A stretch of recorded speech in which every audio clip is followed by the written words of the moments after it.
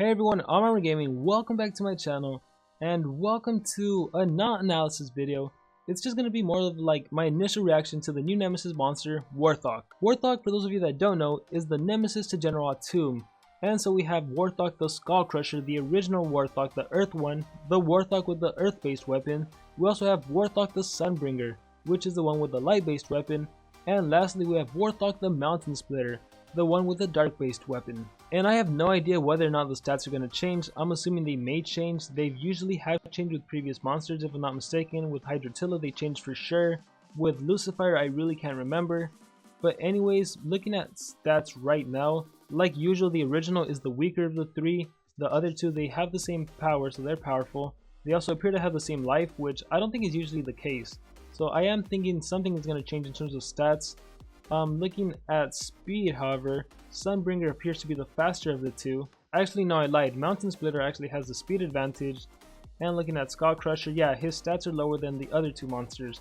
Anyways, what I really wanted to talk about was the traits. Look at that trait. Nemesis Warthak, immune to stun, possession, and freeze. What the heck? Immunity to the main deny form. Now, of course, considering he's an earth monster, typically the main form of denying is with stun, so he's immune to that. But in the earth category, there also exists Baba Yaga, who has AoE possession, while Warthak is also immune to possession. And if an earth monster ever was to get released that had a freeze skill, Warthak would also be immune to that. Now, of course, he's not immune to Brontis' Mega Stun, or to those bizarre deny skills like Stop Time, like those other bizarre possession skills like Hackster's Hacking, or like Glitch's Corruption.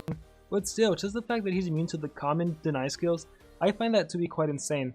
Also, in terms of offense, you can go against any water monster and you're pretty much safe. You can go against any magic monster and you're also pretty much safe. Even if they have a major speed advantage over you, they're gonna have no way of immobilizing you.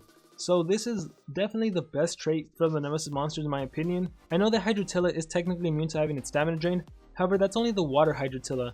The other Hydrotillas aren't really that lucky. Unless an earth monster was to get released that had a 100% stamina drain, then the earth Hydrotilla would also be immune to that stamina drain. But right now really only the water Hydrotilla is immune to having its stamina drain, and not really having its stamina drained entirely, just having its stamina drained by Thetis, because Thetis' attack is water based. But anyways, we're not talking about Hydrotilla, we're talking about Warthak. So immunity to stun, possession, and freeze. I don't know if this is real or not.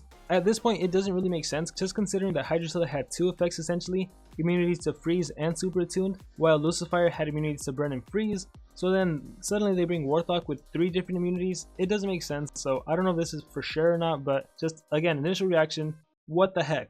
And I move on over to the original Warthak, and I'm only going to talk about skills group 3 and 4 because honestly, if you buy a Nemesis monster, you should buy the Nemesis monster with the intention of ranking it up so you can get skills group 4 skills, because that's when the monster really shines.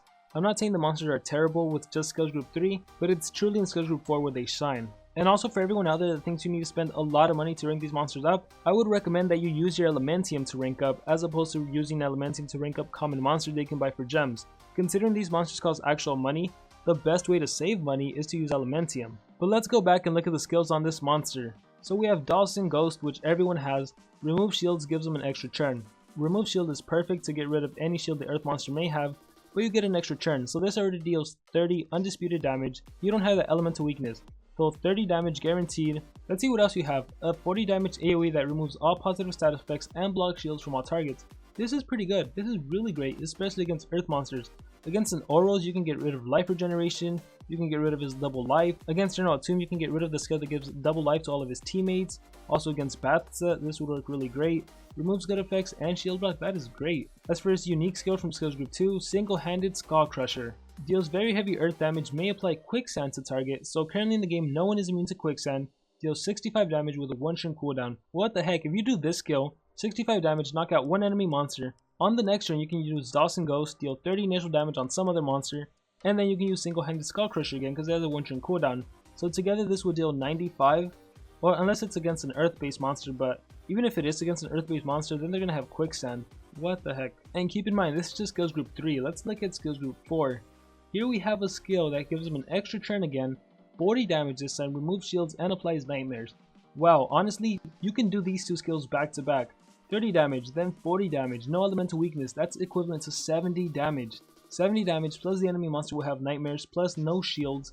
And after you do the 70 damage, which will probably guarantee to knock out one enemy monster, you can do single-handed Skullcrusher, which guarantees knocks out another monster. So in one churn, which is essentially 3 churns, you can knock out 2 monsters guaranteed. That is crazy good. Extra churn skills, what are they thinking? What the heck? Remove shields and nightmares. I don't understand. You will notice that the stamina cost is insanely high. 31 here, 37 here, 41 here with a 4 churn cooldown. However, these extra churn skills really minimize that cooldown, but that is a high stamina cost. Also keep in mind that every version of Warthak has these skills. But let's move on over to the next skills group 4 skill. We have 45 damage, earth-based AoE, applies shield block, damage reduction, and removes good effects. So it's like an upgraded version of the skills group 3 skill, definitely upgraded. Removes good effects, shield block, and applies damage reduction and even more damage. Same 2 turn cooldown, 36 stamina cost, so a little higher. Well worth it. Really great skill, but let's take a look at his final skill, two-handed Skullcrusher. So he went from using one hand to 2 hands.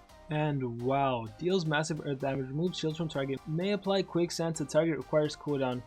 This skill deals 75 earth-based damage, 34 stamina cost, 2 turn cooldown, applies quicksand. Again, you can do the same thing. It's even better with skills group 4. Dawson Ghost, Marikana Wraith, that's 70 special base damage, then two-handed Skullcrusher, 75 damage, and applies quicksand, guaranteed to kill 2 enemy monsters. On the next turn, you should use your other single target skill, and boom, all the enemy monsters are dead.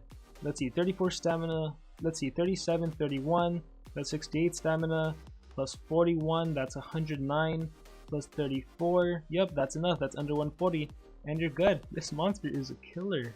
And keep in mind, that's the original one. Let's see the ones that cost more money. Let's look at the Sunbringer. So his skill, single-handed Sunbringer, it deals 70 damage. So this is skills group 3 and it's 70 damage. So it's way stronger than the previous one, and it applies sunburn and 50% chance to stun. Now I don't even care that it's 50% chance to stun, because that 70 light-based damage is definitely going to kill any monster, and even if they survive for whatever reason, the sunburn will do the rest. Seriously, compared to the earth version, it's way better. First of all, this is 65 damage and quicksand. Meanwhile, this is 70 damage and sunburn, which is 15% of life, but they also have reduced accuracy. And on that off chance the monster does for whatever reason survive, let's say they have a life rune or whatever, there is that 50% chance to stun. Way better version. And as for skills group 4, it's 80 damage, removes shields, stuns, and sunburn. Way better version. That is so phenomenal. That is so crazy strong. And again, same combo. 30 damage here, 40 damage here, that's 70. And then we have 80 damage, guaranteed to kill 2 monsters. Wow. And then we have the dark version, Warthak the Mountainsplitter, single-handed Mountainsplitter, 70 damage, applies bleeding, which is weaker than quicksand and sunburn in terms of how much life the enemy will lose, but it does have that 50% chance to stun. Now the thing about this monster is, it's a dark-based attack, right? Dark-based attacks have the elemental advantage over earth monsters. So if you do single-handed Mountainsplitter against an earth monster, that's an equivalent to 105. 105 is definitely gonna kill. That is so powerful. And looking at skill group 4, two-handed Mountainsplitter, 80 damage, and again, bleeding, remove shields, stuns, 80 damage. That is equivalent to 120 against an earth-based monster. Like, let's just say you're facing a really tanky earth monster, you could do 30, and then 40, that's 70, and then what is essentially 120, that's 190 to a single monster, to a single earth monster. That is so insane. I just can't. That is insane. And on top of that, if they survive, you apply bleeding. So if you don't kill them with your 190 damage, the bleeding is going to kill them. Wow. And I even took a look at skill group 2. He has a 60 damage no cooldown skill. But you probably honestly would need to run this unless you couldn't get into skill group 4, but just wow, like I honestly at this point I don't even think there's a need for your AoEs. The AoEs are great, but seriously, just all of these 2 extra turn skills and your single attacks, and that's all you need. I mean, maybe you could run this just to counter General Atum. I can't. Like, these Nemesis monsters are truly something else. And keep in mind, guys, this is only the 3rd Nemesis monster.